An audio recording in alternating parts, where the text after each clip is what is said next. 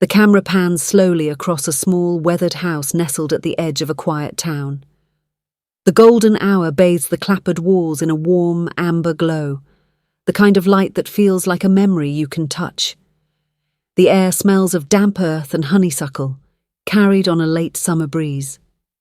Crickets hum softly, their song weaving through the creak of an old porch swing swaying in the wind. The windows, framed with peeling white paint, catch the fading sun, reflecting streaks of orange and pink. Inside, the faint clink of a teacup settling on a saucer echoes from the kitchen. The house feels alive, its every groan and whisper telling a story of decades past.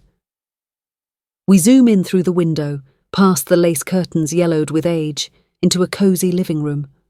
A worn floral couch sits against the wall, its fabric softened by years of use. A wooden coffee table, scarred with rings from countless cups, holds a single flickering candle.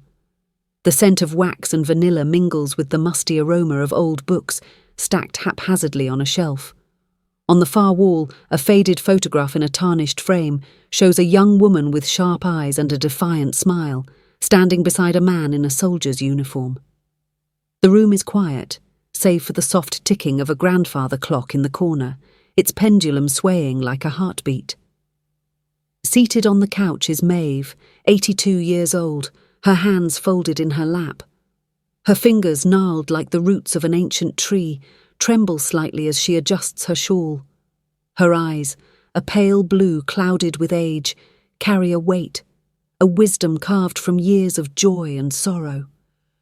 Her silver hair is pulled into a loose bun, strands falling gently around her face. Across from her, on a small stool, sits Ellie, her 12-year-old granddaughter.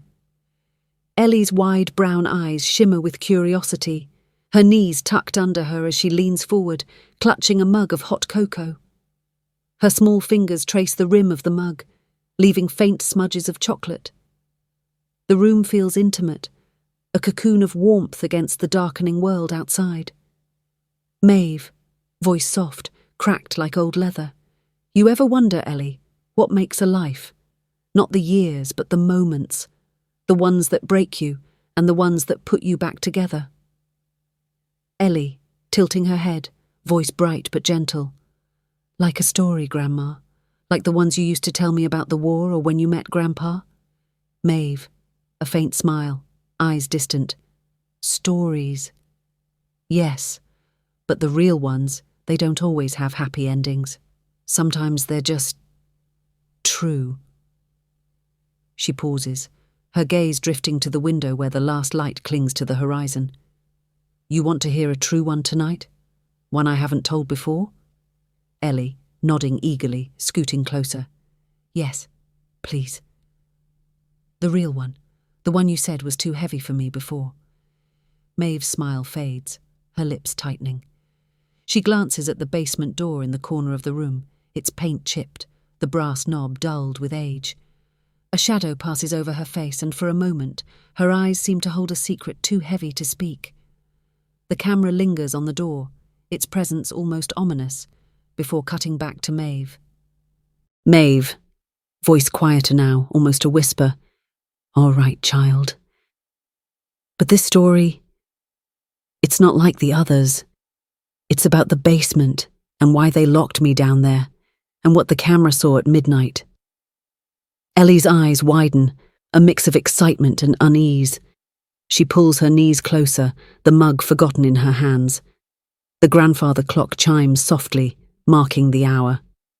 Outside, the crickets grow louder, their song weaving into the stillness. Maeve, it starts a long time ago, before you were born, before your mama was even a twinkle in my eye. Back when the world was a harder place, and I was just a girl trying to hold on to hope. The screen fades to black, then blooms into a vibrant flashback. The year is 1952. A young Maeve, barely 18, stands in a dusty field under a wide, cloudless sky. Her hair, a rich auburn, is tied back with a faded ribbon, and her dress, simple cotton patched at the hem, flutters in the wind. Her hands, not yet wrinkled, grip a basket of apples, their red skins gleaming like jewels. The air smells of hay and sun-warmed earth. In the distance, a tractor rumbles, and a man's voice calls her name, Maeve, sharp and urgent. This is the first of many flashbacks, each a window into Maeve's life, each carrying a lesson that will build to the truth about the basement. Flashback 1. The harvest of 1952. The camera sweeps across the field, capturing the golden haze of late afternoon. Maeve, young and strong, moves through rows of apple trees, her basket heavy with fruit. Her face is flushed, her brow glistening with sweat. She pauses to wipe her forehead with the back of her hand, leaving a smudge of dirt. Her eyes even then hold a spark of defiance, but there's a softness too, a hope that hasn't yet been tested by the world. She hears her name again, louder now, and turns to see Thomas, her older brother, striding toward her. He's 22, broad-shouldered, his face weathered beyond his years. His overalls are stained with grease, his hands calloused from work. He carries a weight in his expression, something unspoken. "Thomas," voice rough, "Maeve, you gotta come quick, it's Pa. He ain't right." Maeve's face tightens, the basket slipping from her hands. Apples spill onto the ground, rolling into the dirt. She doesn't stop to pick them up. She runs, following Thomas across the field toward their small farmhouse, its roof sagging under the weight of years. The camera follows, shaky, urgent, capturing the crunch of gravel under their feet, the distant bark of a dog, the way the wind carries the scent of smoke from a neighbour's chimney. Inside the house, the air is thick with the smell of liniment and sickness. Their father, Elijah, lies on a cot in the living room, his face gaunt, his breathing shallow. His hands, once strong enough to lift a calf, tremble against the blanket. Maeve kneels beside him, her own hands hovering, unsure where to touch. "Maeve," voice breaking. "Pa, what's wrong? You were fine this morning." Elijah, voice weak, eyes glassy. "Just tired, girl. Just tired. You keep working the field, you hear? Don't let it go to ruin." Maeve nods, tears brimming. Thomas stands in the doorway, his jaw tight, his eyes fixed on the floor. The doctor arrives later, a stern man with a black bag, his face grim. He speaks in low tones to Thomas, words like heart and not long, drifting to Maeve's ears. She clutches her father's hand, her fingers small against his, and whispers. Promises she knows she can't keep. The screen fades back to the present. Maeve's eyes are wet, her hands folded tightly in her lap. Ellie watches her, her own face soft with concern. Ellie, voice small. Did your pa get better, Grandma?" Maeve, shaking her head slowly. "No, child. He passed that winter. Left us the farm, but it was drowning in debt. Thomas and I, we were just kids trying to hold it together. That was the first time I learned what it means to keep going, even when your heart's breaking." She reaches out, her wrinkled hand brushing Ellie's cheek. The touch is gentle, but there's a weight to it, a transfer of memory. Ellie leans into it, her eyes searching Maeve's face. "Maeve, you see, Ellie, life don't always give you what you want. Sometimes it takes everything. But you find a way to stand up, because someone's counting on you." Ellie nods, her lips parted, as if she's trying to hold on to the words. The camera lingers on their hands, Maeve's weathered, Ellie's smooth, before fading into the next flashback. Flashback 2. The fire of 1955. The screen bursts into colour, the year now 1955. Maeve, now 21, stands in the same field, but it's night.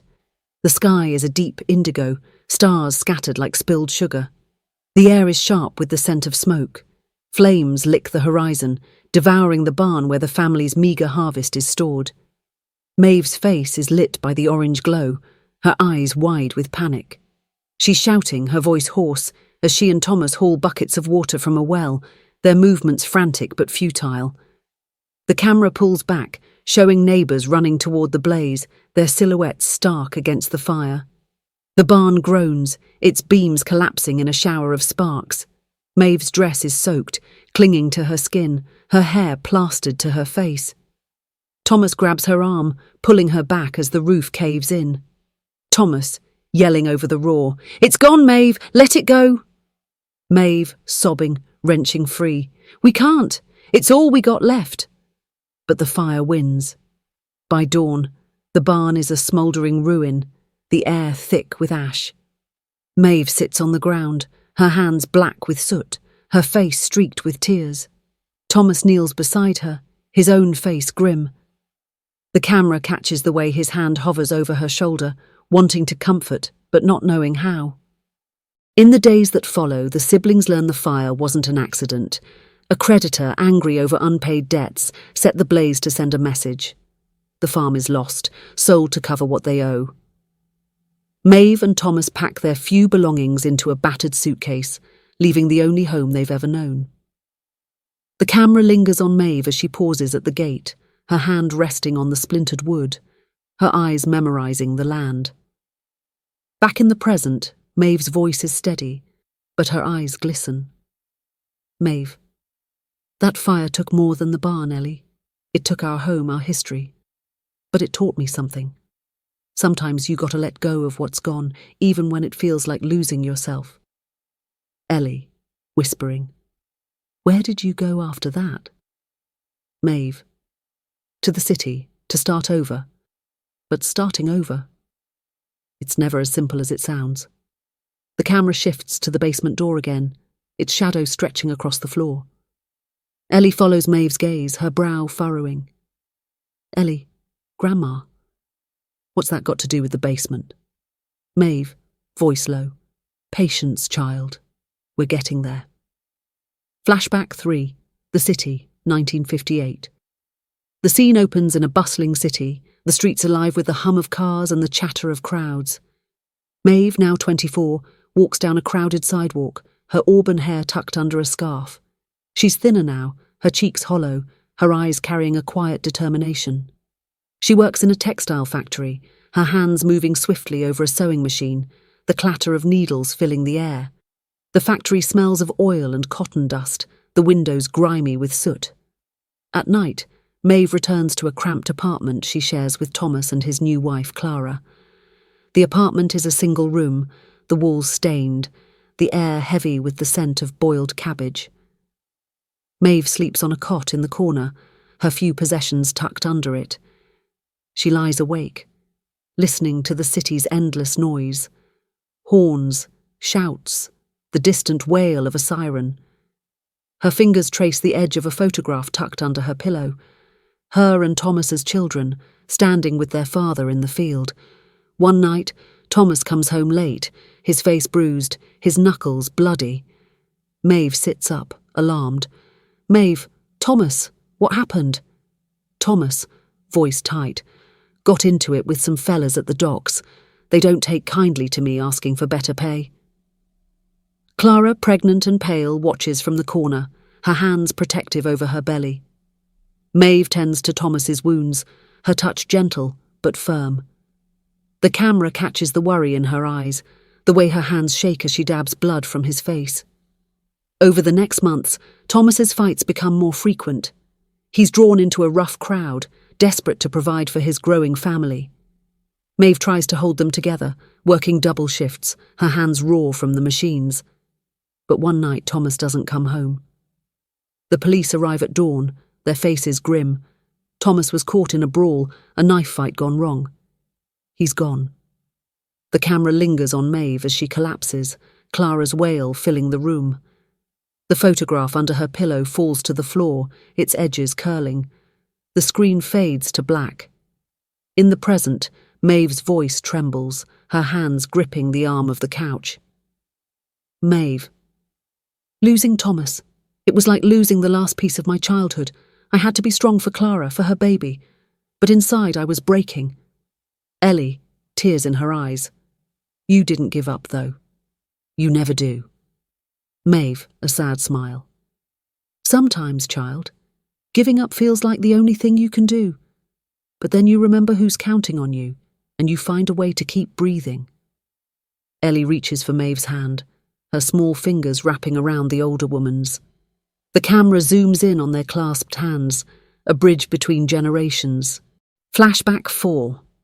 The Sacrifice, 1965. The scene shifts to 1965. Maeve, now 31, is a single mother to Lila, a bright-eyed girl of 5. They live in a modest house on the edge of the city, its walls painted a soft blue, the garden overgrown with wildflowers. Maeve works as a seamstress, her hands still quick, though now they bear scars from years of labour. Lila sits at her feet, playing with a rag doll, her laughter filling the small kitchen. The air smells of fresh bread and lavender, a warmth that feels hard-won. Maeve has found love again, with James, a kind man with warm brown eyes and a quiet laugh. He's a teacher, his hands stained with chalk, his pockets always full of pencils. The camera catches small moments.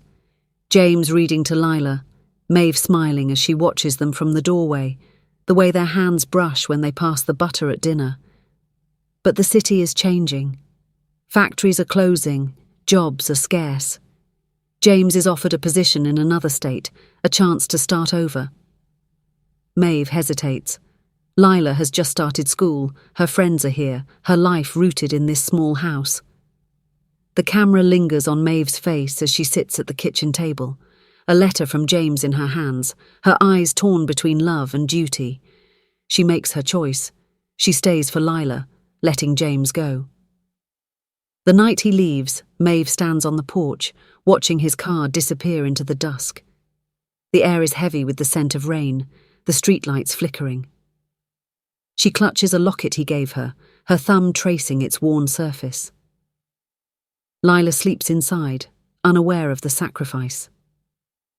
Back in the present, Maeve's voice is soft, almost lost in the quiet of the room. Maeve, I loved James, Ellie, more than I can say. But Lila, she was my heart. Sometimes love means letting go so someone else can have a chance at happiness. Ellie, voice thick. Did you ever see him again? Maeve, shaking her head. No. But I kept his locket. And I kept Lila safe. That was enough. The camera pans to the locket, now hanging around Maeve's neck, its silver dulled but still gleaming faintly in the candlelight. Flashback 5. The Basement, 1980. The year is 1980. Maeve, now 46, lives in the same small house where she raised Lila, who's now grown and moved away. The house feels emptier, the walls lined with photographs of better days. Maeve's hands are more wrinkled now, her movements slower, but her eyes still burn with resilience. The camera lingers on the basement door, its paint fresher then, but still heavy with a sense of secrecy. Maeve has taken in boarders to make ends meet, a young couple, Mark and Sarah, who rent the upstairs rooms. They're kind at first, but their whispers grow colder, their glances sharper. Maeve overhears them one night, talking about her as if she's a burden, an old woman taking up space. The camera catches the pain in her eyes, the way her hand tightens on the banister. One evening, Mark confronts Maeve in the kitchen, his voice low and menacing. Mark, you're slowing us down, Maeve. This house could be ours if you'd just step aside. Maeve, defiant, refuses to leave. The next night they lock her in the basement. The camera follows her as she descends the creaky stairs, her hands gripping the railing, her breath shallow. The basement is cold, damp, the air thick with the smell of mildew and earth. A single bulb flickers overhead, casting long shadows. Maeve sits on an old cot, her locket clutched in her hands, her lips moving in silent prayer. But Maeve is resourceful.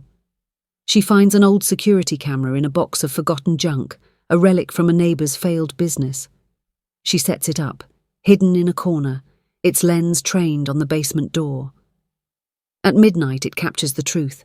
Mark and Sarah sneaking down to search the basement, looking for valuables, planning to force Maeve out for good.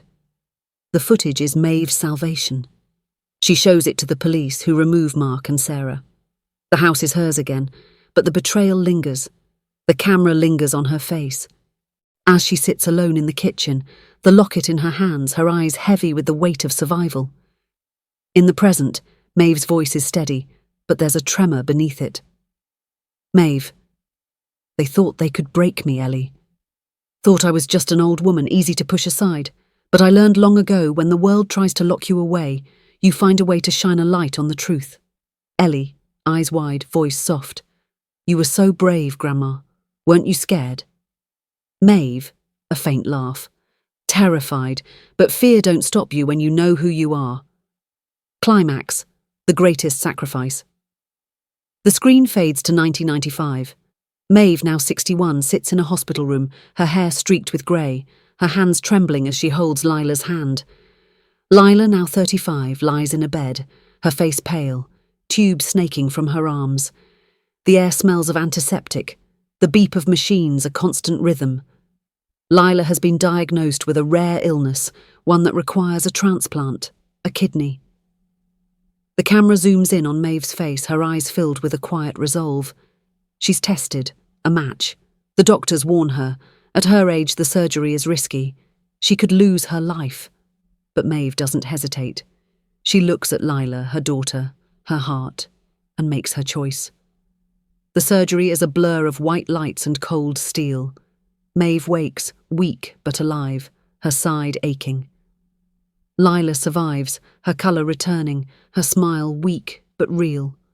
The camera catches Maeve watching her from the doorway, her own pain forgotten in the sight of her daughter's breath. In the present, Maeve's voice breaks, tears streaming down her cheeks. Maeve, I'd do it again, Ellie. Every time. Because love is giving everything, even when it might cost you everything. Ellie is crying now, her small body shaking. She climbs onto the couch, curling into Maeve's side, her arms wrapping around her grandmother. The camera zooms in on their embrace, the locket pressed between them, its silver catching the candlelight. The room is quiet now, the candle burned low, its flame flickering. Outside, the night is deep, the stars hidden behind clouds. The grandfather clock ticks softly, a reminder of time's steady march. Maeve strokes Ellie's hair, her touch gentle, her eyes warm with love. Ellie, voice muffled. Grandma, you're the strongest person I know. I want to be like you. Maeve, smiling, her voice soft. You already are, child. You got a heart that listens, and that's the strongest thing there is.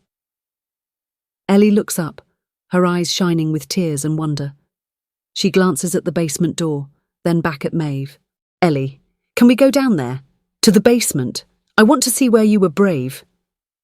Maeve hesitates, then nods. She rises, her movements slow, and takes Ellie's hand. They walk to the basement door, the camera following, its lens catching the way their shadows merge on the wall. Maeve opens the door, the hinges creaking, and they descend together. The basement is different now. Cleaned, organised, a small table holding a vase of wildflowers. The camera lingers on Maeve's face as she looks around, her eyes tracing the walls that once held her captive. Maeve, this place, it don't hold fear anymore. It holds me, my story. And now, it holds you too. Ellie squeezes her hand, her smile bright in the dim light. The camera pulls back, showing grandmother and granddaughter standing together, their bond unbreakable. The screen fades to black, the sound of their soft laughter echoing, a promise of hope. The final shot is of the house at dawn, the first light touching the roof, the air alive with birdsong. A single apple tree stands in the yard, its branches heavy with fruit, a reminder of the field where Maeve's story began. The screen fades to text.